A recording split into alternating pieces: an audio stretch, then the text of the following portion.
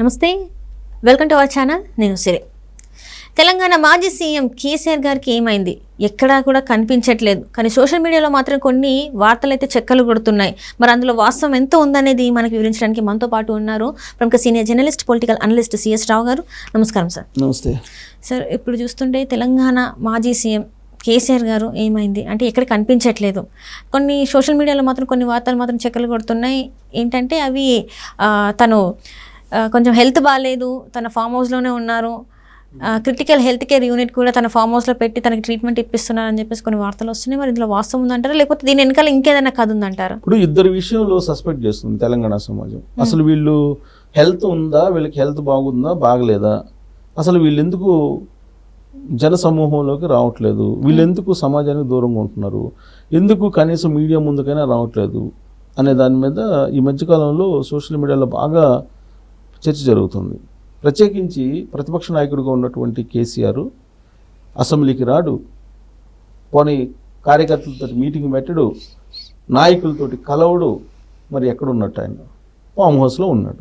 Form హౌస్లో ఏం చేస్తున్నాడు కేసీఆర్? ఫామ్ హౌస్లో ఆరోగ్యంగా ఉన్నాడా లేడా అనే దాని మీద ఇప్పుడు చర్చ జరుగుతుంది. ప్లస్ ఆయన ఆరోగ్యం గురించి మాకు చెప్పండి అని చెప్పేసి ఇప్పుడు కాంగ్రెస్ పార్టీ, బీజేపీ అడుగుతుంది. ఆయన ఆరోగ్యం గురించి ఎందుకు చెప్పట్లేదు, ఎందుకు దాస్తున్నారు అనేటువంటి ప్రశ్నలు కూడా కాంగ్రెస్ పార్టీ, బీజేపీకి సంబంధించిన నాయకులు అడుగుతూ ఉన్నారు. ఆయనకి ఏమైంది నిజంగా సోషల్ మీడియాలో లేదంటే వివిధ రకాల మాధ్యమాల ద్వారా వస్తున్నటువంటి న్యూస్ కరెక్టేనా, దానికి క్లారిఫై ఇవ్వాల్సిన బాధ్యత కల్వకుంట్ల ఫ్యామిలీ మీద ఉంది. ఎందుకు? ఒక ప్రతిపక్ష నాయకుడిగా ఉన్నాడు కాబట్టి ఖచ్చితంగా ప్రజలకి ఆయన ఆరోగ్యం గురించి చెప్పాలి. ఇప్పుడు వస్తున్నటువంటి న్యూస్ ప్రకారం ఏంటి, ఆయనకి ఏదో ఆరోగ్యం బాగలేదు, చాలా సీరియస్గా ఉంది, ఫామ్ హౌస్లోనే ఒక క్రిటికల్ కేర్ యూనిట్ని యశోద హాస్పిటల్స్ వాళ్ళు తయారు చేశారు, అక్కడ ఆయనకి ట్రీట్మెంట్ ఇస్తూ ఉన్నారు. ఆయన ఐసీయూలో లాగా తయారు చేసి ఐసీయూలో లాగా ట్రీట్మెంట్ ఇస్తున్నారు. ఆయనకి తీవ్రమైనటువంటి అస్వస్థతతో ఉన్నారు అనేటువంటి ఒక న్యూస్ అయితే స్ప్రెడ్ అవుతుంది. మరి అలాంటప్పుడు అంత సీరియస్గా ఉన్నప్పుడు, లేదా సీరియస్గా లేనప్పుడు, లేదా సీరియస్గా ఉందని చెప్పి న్యూస్ వస్తున్నప్పుడు, నిజంగా సీరియస్గా లేనప్పుడు నువ్వు వచ్చి హెల్త్ బులెటిన్ రిలీజ్ చేయమని చెప్పి బీజేపీ వాళ్ళు, కాంగ్రెస్ పార్టీ వాళ్ళు అడుగుతున్నారు. ఈవెన్ గతంలో కూడా హాస్పిటల్లో చేరాడు, యశోద హాస్పిటల్. ఆయన యశోద హాస్పిటల్లో చేరినప్పుడు కూడా అనేక మంది ఆందోళన చెందారు. ఆయనకి హెల్త్ ఎలా ఉంది ఏంటి అనేది. ఓడిపోయినటువంటి తొలి రోజుల్లో ఆయన జారిపడి అర్ధరాత్రి వేళ ఆయన తీసుకొచ్చి హాస్పిటల్లో చేర్చారు. హాస్పిటల్లో చేస్తే హాస్పిటల్లో ఎవరిని పోనీయలేదు. పోనీయకపోతే కాంగ్రెస్ పార్టీ వాళ్ళు, బీజేపీ వాళ్ళు ఆ రోజు కూడా డిమాండ్ చేశారు, మాకు హెల్త్ బులెటిన్ రిలీజ్ చేయండి, హెల్త్ బులెటిన్ ఎందుకు రిలీజ్ చేయట్లేదు కేసీఆర్ అని. ప్రతిపక్ష నాయకుడు కాబట్టి ఖచ్చితంగా హెల్త్ బులెటిన్ అడుగుతారు.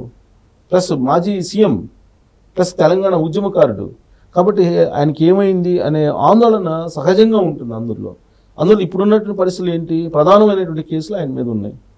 కాళేశ్వరం కేసు ఒకటి ఉంది, తర్వాత ఫోన్ ట్యాపింగ్ కేసు ఉంది, విద్యుత్ ఒప్పందాలకు సంబంధించిన కేసు ఉంది, యాదాద్రి థర్మల్ ప్రాజెక్టుకు సంబంధించింది. అంటే రెండు ఉన్నాయి, యాదాద్రి భద్రాద్రి రెండు ఉన్నాయి. రెండు థర్మల్ పవర్ ప్రాజెక్ట్స్ సంబంధించినటువంటి విచారణ ఉంది, కేసులు నడుస్తున్నాయి. ఈ కేసులు నడుస్తున్నటువంటి క్రమంలో విచారణకి హాజరు కాకుండా ఉండడానికి బాగలేదు అనేటువంటి న్యూస్ని స్ప్రెడ్ చేశారా, లేదంటే నిజంగా బాగలేదా ఆయనకి అనేది క్లారిటీ అయితే ఇవ్వాలి కదా. ఈ మధ్య కాలంలో ఎక్కడ కూడా ఆయన మీడియాలో కనిపించడం కానీ, లేదా అక్కడికి వెళ్ళినటువంటి నాయకులను కానీ, కార్యకర్తలను కానీ కలిసినటువంటి దాఖలాలు ఎక్కడా లేవు. గతంలో ఆయన తుంటి కాలు విరిగి హాస్పిటల్లో ట్రీట్మెంట్ తీసుకొని హాస్పిటల్ నుంచి ఆయన ఫామ్ హౌస్కి వెళ్ళిపోయిన తర్వాత ఒక్కొక్క నియోజకవర్గానికి సంబంధించినటువంటి ప్రజల్ని పిలిపించుకొని ఆయన మాట్లాడారు కొన్ని రోజుల పాటు. ఆ తర్వాత అసెంబ్లీకి వచ్చి ఆయన ప్రమాణ స్వీకారం చేశారు ఎమ్మెల్యేగా. కానీ మొన్న జరిగినటువంటి అసెంబ్లీ సమావేశాల్లో ఆయన ఎక్కడా కనిపించలేదు.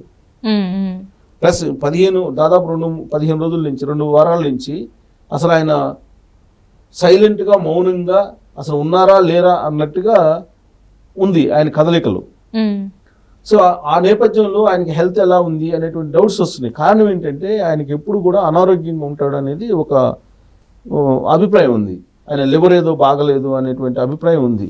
సో ఆయనకి ఇప్పుడు అసలు హెల్తీగా ఉన్నారా హెల్తీగా లేడా అనేది క్లారిఫై చేయాలి తెలంగాణ సమాజానికి. ఒకటి. రెండు ఏంటంటే ఈ కేసులకు సంబంధించి కీలకమైనటువంటి కేసు ఏంటంటే phone tapping case.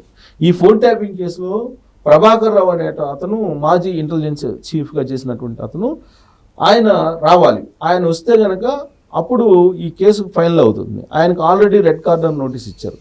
Red corner notice ఇస్తే ఆయన ఏమన్నారంటే ఈ లోక్సభ ఎన్నికల లోపలే వస్తాను, లోక్సభ ఎన్నికలు అయిపోయిన తర్వాత అయినా వస్తాను, ఫలితాలు వచ్చిన తర్వాత అని చెప్పి ఆయన చెప్పాడు. నేను ఎక్కడికి పోలేదు అని చెప్పి చెప్పాడు దర్యాప్తు అధికారులకి. ఆయన ఫోన్ చేసి దర్యాప్తు అధికారులకి చూసి చూడనట్టు వెళ్ళాలి, గతంలో అందరం మనం కలిసి పనిచేసాం కదా, ఎవరో పై వాళ్ళు చెప్తేనే కదా చేసేది మన ఫోన్ ట్యాపింగ్ అన్నట్టుగా మాట్లాడినట్టు న్యూస్ వచ్చింది. సరే ఆయన నిజంగా వస్తాడు అమెరికా నుంచి అని చెప్పేసి అనుకున్నారు అందరూ. సో ఇటీవల కాలంలో రేవంత్ రెడ్డి కూడా అమెరికా వెళ్ళాడు. కాంగ్రెస్ పార్టీకి సంబంధించిన లీడర్లు కూడా అమెరికా వెళ్ళారు కదా పెట్టుబడుల ఆకర్షణ కోసం, పెట్టుబడులను ఆకర్షించడం కోసం. మరి అమెరికాలో ఏమైనా కలిసారా అని అంటే ప్రభాకర్ రావు ఆచూకీ అనేది తెలిసినట్టయితే ఖచ్చితంగా తెలంగాణ పోలీసులు ఆయన్ని ఇక్కడికి తీసుకురావాలి. సో ఆయన ఏంటి అమెరికాలో ఉన్నాను, నాకు హెల్త్ బాగాలేదని ఆయన చెప్తున్నాడు. హెల్త్ బాగాలేదు, తన ఏదో హాస్పిటల్లో చూపించుకుంటున్నానని చెప్పి ఆ మధ్యకాలంలో ఆయన చెప్పారు. అసలు ఆయన ఉన్నారా లేదా హెల్త్ విషయంలో ఏ విధంగా ఉందనేది ఆయన సంగతి కూడా తెలియదు. సో ఒకవైపు ప్రభాకర్ కదలికలు తెలియట్లేదు, ఇంకొక వైపు కేసీఆర్ కదలికలు తెలియట్లేదు. వీళ్ళిద్దరికి అసలు ఏమైంది అనే దాని మీద చర్చ జరుగుతుంది తెలంగాణ సమాజంలో. ఇప్పుడు వాళ్ళు ప్రజలకు కనిపించి ఇంతకుముందు ప్రభాకర్ ఏం చేసేవాడు, వారానికో 10 రోజులకో అమెరికా నుంచి ఏదో ఒక మెసేజ్ పంపించేవాళ్ళు పోలీసులకి, ఇన్వెస్టిగేషన్ ఆఫీసర్స్కి ఫోన్ ట్యాపింగ్కి సంబంధించినటువంటి అంశాల మీద. ఇప్పుడు అసలు పోలీసులకు అందుబాటులో ఉన్నారా లేదా అనేది కూడా అర్థం కావట్లా. పోలీసులు ఏమో కోర్టులో పిటిషన్ వేశారు, రెడ్ కార్నర్ నోటీస్ వేసి మాకు అనుమతించండి అక్కడ నుంచి తీసుకురావడానికి అని చెప్పేసి. అది ముందుకు కదలట్లా. ఫోన్ ట్యాపింగ్ కేసు అనేది ముందుకు కదలట్లా. ప్రభాకర్ రావు వస్తే, ప్రభాకర్ రావు వచ్చిన తర్వాత ప్రభాకర్ రావుని కనుక విచారిస్తే నాయన భుజంగరావు ఏదైతే ఇచ్చారో వాంగ్మూలం, ఆయన ఇచ్చినటువంటి వాంగ్మూలం ప్రకారం ప్రభాకర్ రావుని విచారించాలి. ప్రభాకర్ రావుని విచారిస్తే ప్రభాకర్ రావు చెప్పాలి ఎవరు చెప్తే ఈ ఫోన్ ట్యాపింగ్ చేశారు అనేది. అప్పుడు కేసు ఫైనలైజ్ అయ్యేటువంటి అవకాశం ఉంది. కేసీఆర్ చెప్పాడు అని అంటే కేసీఆర్ని పిలిచి విచారించేటువంటి అవకాశం ఉంది.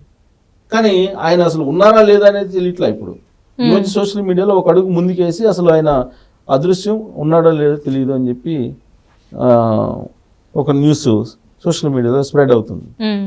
ఇంకొక పక్క ఏమో కేసీఆర్ అసలు ఫామ్ హౌస్లో ఏం చేస్తున్నారు, ఫామ్ హౌస్లో మరి నిజంగానే హెల్త్ బాగలేకున్నాడా లేదంటే కవిత తిహార్ జైల్లో ఉంది కాబట్టి ఆ శోకంలో ఆ దుఃఖంలో ఆయన ఉన్నారా, ఆయనకి ఏమైంది అనే దాని మీద తెలంగాణ సమాజం ఆందోళన చెందుతుంది. ఆందోళన చెందటంలో సహజంగా ఆందోళన చెందుతుంది. ఎందుకంటే ఆయనకు అంటూ అభిమానులు ఉన్నారు. ఆయన ప్రత్యేక రాష్ట్రం ఉద్యమం చేపట్టినటువంటి నాయకుడు కాబట్టి ఖచ్చితంగా ఉంటారు అభిమానులు.